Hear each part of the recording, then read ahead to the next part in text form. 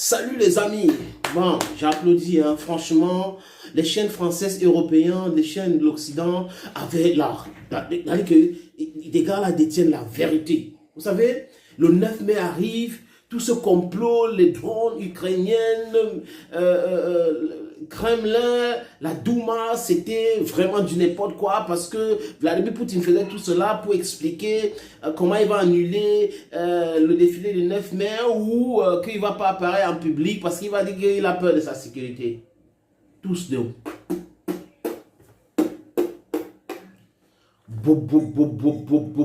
Sur les plateaux de télévision. Toujours en train de dire des choses sans vérification.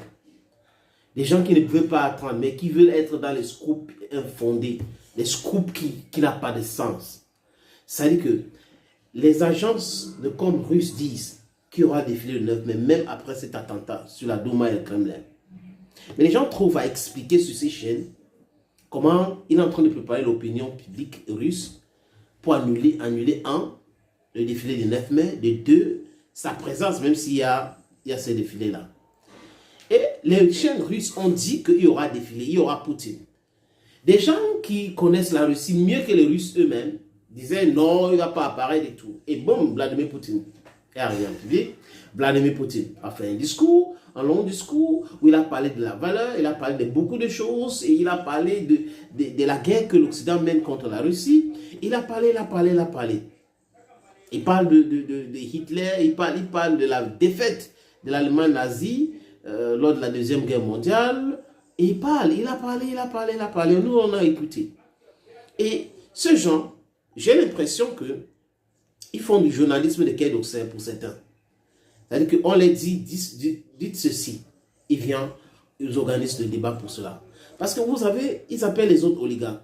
On a des hommes d'affaires, selon eux, ce sont des hommes d'affaires. Mais si vous regardez bien, c'est l'État qui a encouragé la richesse ou aider ces gens-là à devenir riches. La plupart des hommes, des multimilliardaires dans l'Occident.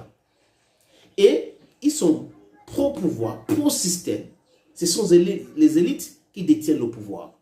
Et certains de leurs médias est destiné à dire ce que l'élite comprador qui gouverne leurs différents pays veulent que le monde entier entende.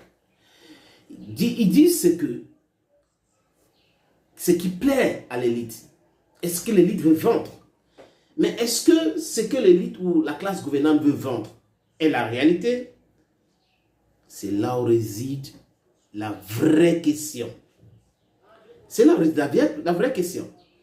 Parce que quand on voit les analyses concernant la Russie, concernant les différents complots, concernant les attaques de drones, concernant Wagner, concernant tout ce qu'ils racontent, on se rend compte que il y a uniquement peut-être 2% de vérité dans ce qu'ils disent. Le reste, c'est de la propagande. Mais ils refusent qu'ils ne sont pas les propagandistes. C'est-à-dire que pas d'équilibre sur un plateau. On a tout le monde qui réfléchit de la même façon. Dans quel monde tout le monde va réfléchir de la même façon? Ça n'existe pas.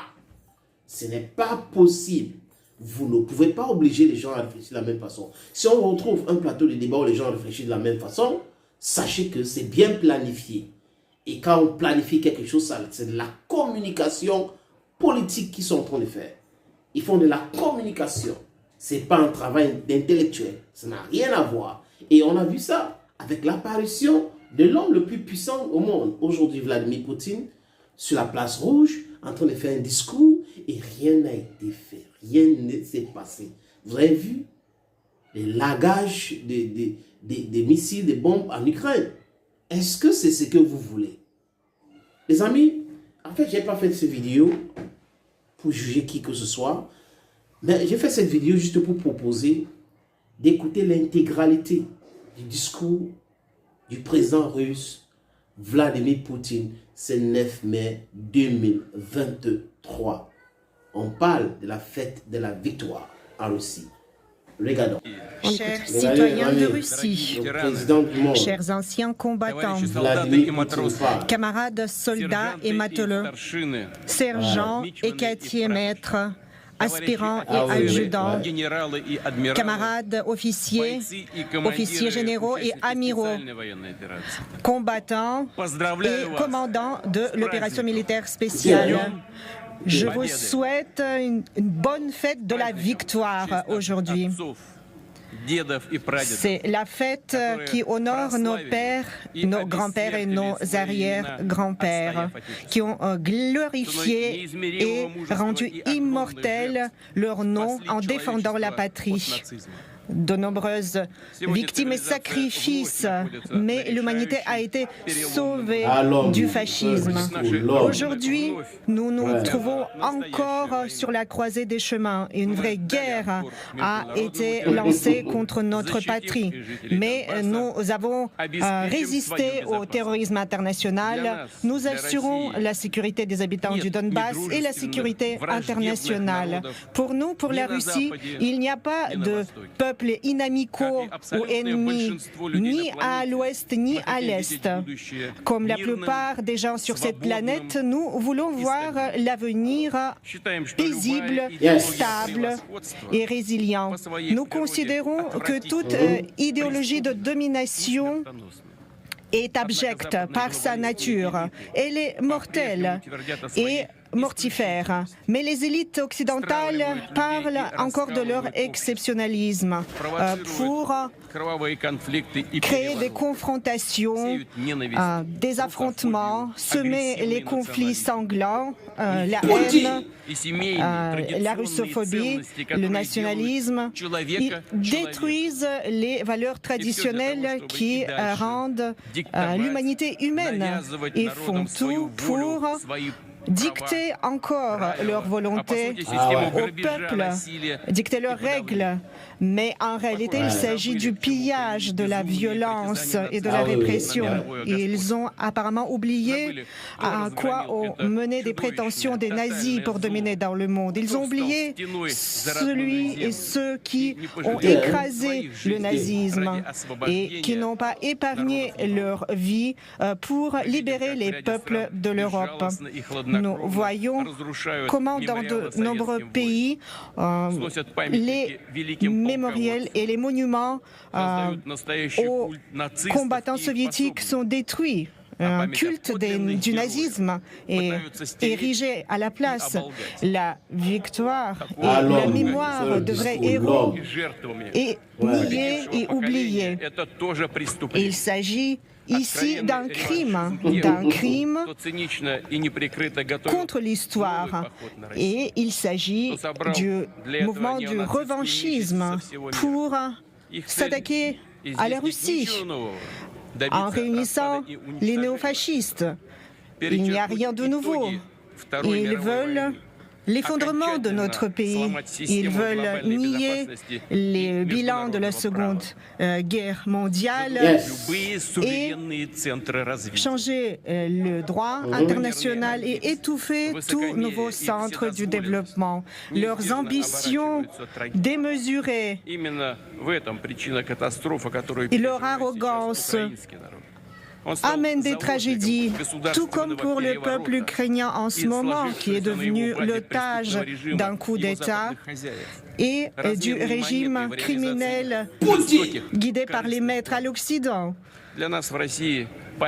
Ici, en Russie, pour nous, la mémoire des défenseurs de la patrie est sacrée. Nous la gardons dans nos cœurs. Nous honorons les membres de la résistance qui ont lutté contre le nazisme. Nous honorons les militaires alliés des États-Unis, de la Grande-Bretagne, d'autres pays. Nous gardons la mémoire de l'exploit de la Chine dans la lutte contre le militarisme japonais.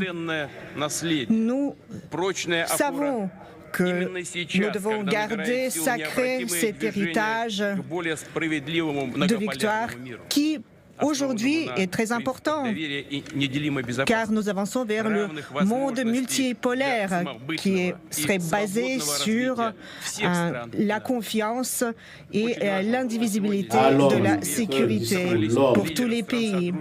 Il est important qu'ici, à Moscou, les leaders des pays de la communauté des États indépendants se sont réunis. C'est leur hommage à nos ancêtres, car ils ont tous combattu ensemble, ils ont tous remporté cette victoire ensemble, tous les peuples de l'Union soviétique. Et nous le garderons toujours en mémoire. Nous nous inclinons devant la mémoire de ceux dont les vies ont été emportées par la guerre. Les femmes, les enfants, les hommes, les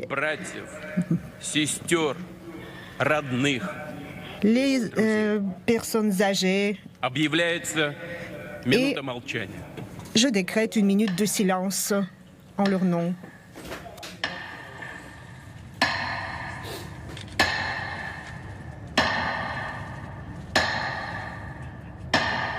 Poutine.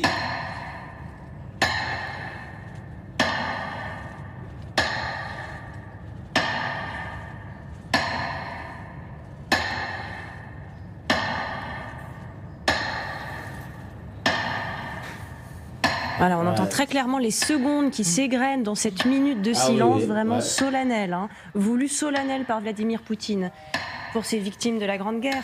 Bon, il y a quand même des Ukrainiens aussi dans ces victimes de la Grande Guerre, Oksana, c'est la difficulté. Vous savez, je suis enfant de l'Union soviétique et à l'époque de l'Union soviétique, c'était vraiment une très grande fête. Bon, les enfants adoraient deux fêtes. C'était le 7 novembre, la Révolution, et le 9 mai, parce qu'il y avait le parade et le feu d'artifice le soir. Mais il faut dire que dans l'Union soviétique, le jour de victoire, on a commencé à célébrer seulement avec Brejnev en 1965. Staline, il ne célébrait jamais, c'était pas un jour férié. Pourquoi? Parce que... On réécoute Oksana, on continuera cette analyse tout à l'heure.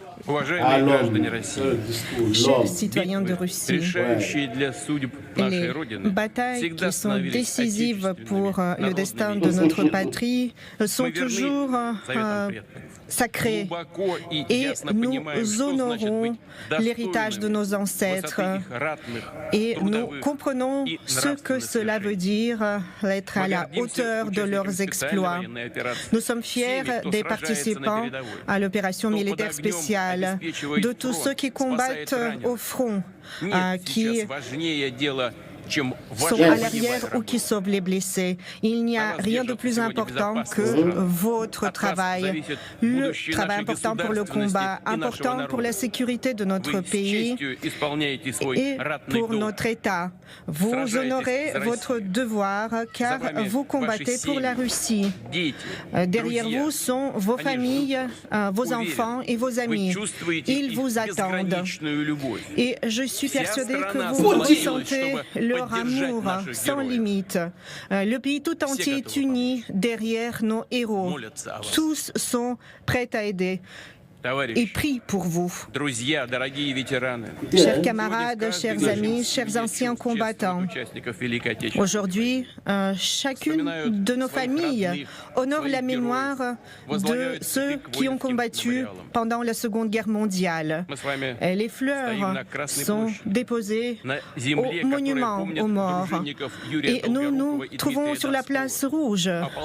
Yuri Dolgoruki, Dmitri Donskoy, les combattants Dominique et Pojovski, Pierre le Grand et Kutuzov ont tous été sur cette place. Les défilés de 41 et de 45 ont eu lieu sur cette place. Aujourd'hui, nous avons les représentants de l'opération militaire spéciale et de ceux qui ont été mobilisés. Les combattants des unités de Donetsk et de Lugansk, des bénévoles, la garde nationale, le ministère de l'Intérieur, le ministère des services d'urgence, les services de sécurité sont représentés. Je vous salue tous. Je salue tous ceux qui combattent pour la Russie sur le champ de bataille et qui travaillent à leur poste. Pendant la Seconde Guerre mondiale, nos ancêtres héroïques ont prouvé qu'il n'y avait rien de plus solide que notre unité. Il n'y a rien de plus fort au monde que notre amour pour la patrie, pour la Russie, pour nos forces armées vaillantes, pour la victoire. Hurrah!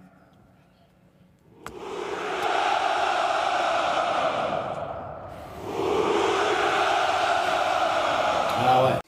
Les amis, vous avez vu la vidéo. En fait, ils nous ont boucler les oreilles avec, il ne sera pas visible, il a peur pour sa sécurité. D'abord, quand l'opération, parce que Vladimir Poutine et les Russes parlent d'opération spéciale a commencé en Ukraine, il était malade. Regardez la façon qu'il marche là. Avec la main, il y a une main qui ne bouge pas. On a eu des spécialistes de pacotille sur les différents plateaux de télévision, même sur la chaîne C, qui ont expliqué que oui, c'est le début du cancer. On a eu des experts, des cancérologues américains, britanniques qui ont essayé de décrypter en disant que quand ça arrive à l'étape finale, ça fait ceci, il va mourir dans quelques jours.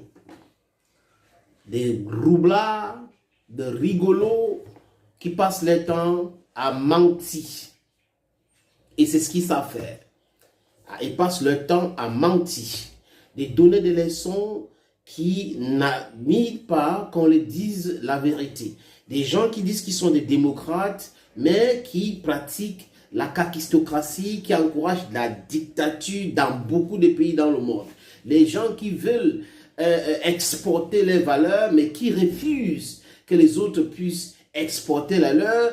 Et il y a beaucoup de choses comme ça qu'on peut dire, les amis. En fait, vous avez vu que la communication que les ministères des Affaires étrangères imposent à certains médias dans leur pays, la France, l'Allemagne, la Grande-Bretagne, la Belgique, à un certain niveau, aux États-Unis, le Japon, la Corée du Sud, n'écartent pas forcément avec la réalité. Ces élites-là veulent que nous comprenions ce qu'ils veulent nous dire, pas ce qui se passe sur le terrain. Voilà là toute la différence. Et quand ils disent que Russia Today, c'est une chaîne de propagande, ça fait rire. La chaîne qu'on appelle c'est BFM en France, BBC, CNN, ce sont quelles chaînes? Les chaînes qui sont là pour l'intérêt américain, les chaînes qui sont là pour l'intérêt français. Deutsche Welle est là pour l'intérêt allemand. Mais pourquoi est-ce que les autres pays n'ont pas le droit de créer les chaînes qui vont passer le message qu'ils veulent passer au monde entier à travers les différents médias? Pourquoi? Pourquoi est-ce que les chaînes est des chaînes de propagande pendant ce temps, les autres qui font exactement la même chose que les chaînes russes font sont des professionnels? Au nom de quoi? Au nom de quoi ces gens de... C'est-à-dire que... Et ils font ça, ils ne se rendent pas compte que le monde bouge, les gens bougent et les gens réfléchissent, les gens peuvent même les écouter matin, midi et soir, mais ils ne vont rien comprendre parce qu'ils veulent juste voir comment ils sont ridicules. Et c'est comme ça se passe. Vladimir Poutine qui a fait son discours le 9 mai, aujourd'hui, sur la place rouge, ce place-là, on disait que John Bolton, il y a un missile, vraiment, vous avez vu comment on a fait avec Suleiman, non, le missile peut venir vraiment, s'il utilise ceci, on a les tactiques, il y a les drones, Vladimir Poutine a peur parce que dans son camp, il y a des divisions, il y a ceci, il y a cela. Beaucoup. Les amis, calmez-vous un peu, non? Ok. Les amis, c'est un plaisir de vous savoir nombreux qui regardent les vidéos sur cette plateforme. Partagez davantage, likez, abonnez-vous sur cette page. Merci beaucoup, à très bientôt.